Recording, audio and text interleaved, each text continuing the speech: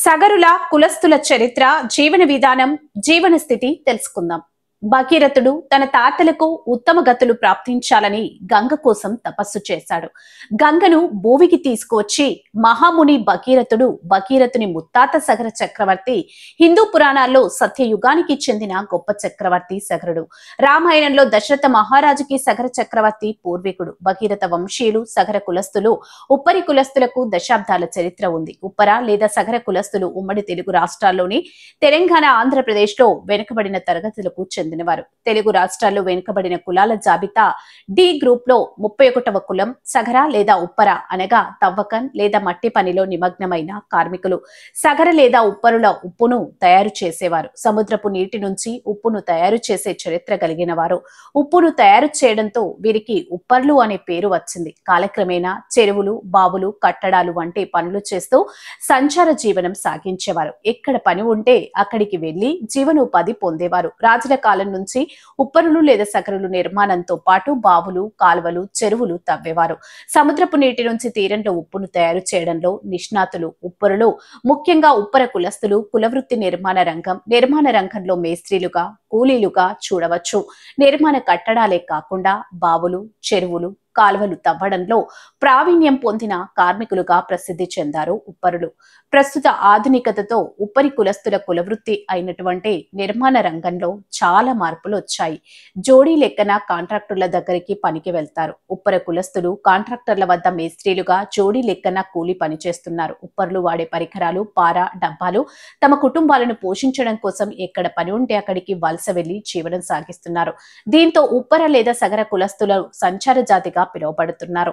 ఎన్నో చారిత్రక కట్టడాలు కట్టిన ఉప్పర కులస్తులు ఇంకా వెనుకబడి ఉన్నారు. మట్టితో అద్భుతమైన నిర్మాణాలు, పెద్ద పెద్ద రాళ్లతో కోటలను, ఇటుకలను పేర్చి గోడలను నిర్మిస్తూ ఉన్న ఉప్పరులు.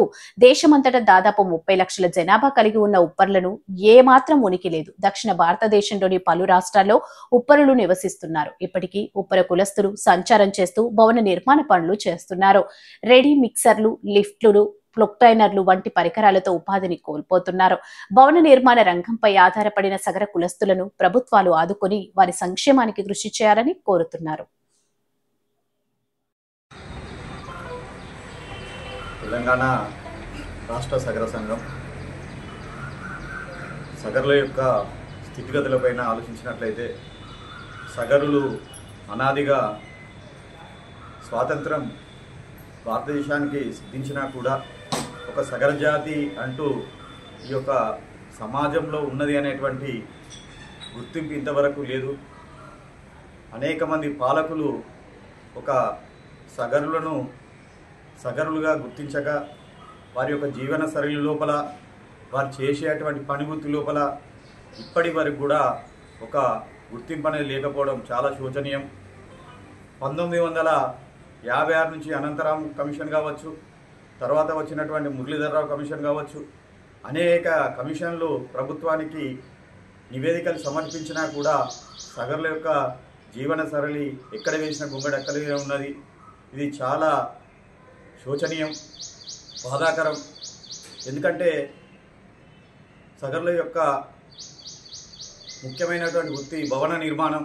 ఈ యొక్క భవన నిర్మాణాన్ని అనేకమైనటువంటి సోదర కుల సంఘాల వాళ్ళు ఈ పనినే చేపట్టడం ద్వారా కుల వృత్తి అనేటువంటి కనుమరుగు కావడం జరుగుతుంది. రాష్ట్ర వ్యాప్తంగా ఉన్నటువంటి తెలంగాణ రాష్ట్ర వ్యాప్తంగా 4 లక్షల పైచిలకు ఉన్నటువంటి సగరులు ఈరోజు ఎక్కడ పని దొరికితే అక్కడ వలస కూలీలుగా వెళ్తూ వలస జీవన విధానంలో వెళ్ళి అక్కడ బ్రతుకును చాలించేటువంటి పరిస్థితిలో విద్యాపరంగా వారి యొక్క పిల్లలకు దూరంగా విద్యాభ్యాసాన్ని దూరం కావడము, ఆర్థిక పరంగా కావచ్చు, రాజకీయ పరంగా కావచ్చు, సామాజిక పరంగా కావచ్చు, ఈరోజు సగరులు చాలా వెనుకకు నెట్టివేయబడడంలో చాలా బాధాకరంగా ఉంది. కాబట్టి ఇకనైనా పాలకులు ఏదైతే మురళీధరరావు కమిషన్ BCDలో ఉన్నటువంటి ఏలోకి మార్చడం జరిగింది. కానీ తర్వాత జరిగినటువంటి పరిణామాలలో మాకు మళ్ళా BCDలో ఉంచడం వల్ల విద్యాపరంగా కూడా చాలామంది సగర విద్యార్థులు వెనుకబడిపోవడం చాలా బాధాకరమని తెలియజేసుకుంటూ ఇకనైనా సగర స్థితిగతులపైన మాకున్నటువంటి ఏదైతే వెనుకబాటుకు ప్రభుత్వం చేయుతనిచ్చి సమాజంలో సగరులకు ఒక ప్రాముఖ్యమైనటువంటి గుర్తింపునివ్వాలని ఈ సందర్భంగా పాలకులకు విజ్ఞప్తి చేస్తున్నాం. ఈ యొక్క ప్రభుత్వంలోనైనా కొంత మాకు న్యాయం జరుగుతుందని ఆశిస్తూ జై సగర, జై భగీరథ, జై ఉప్పర.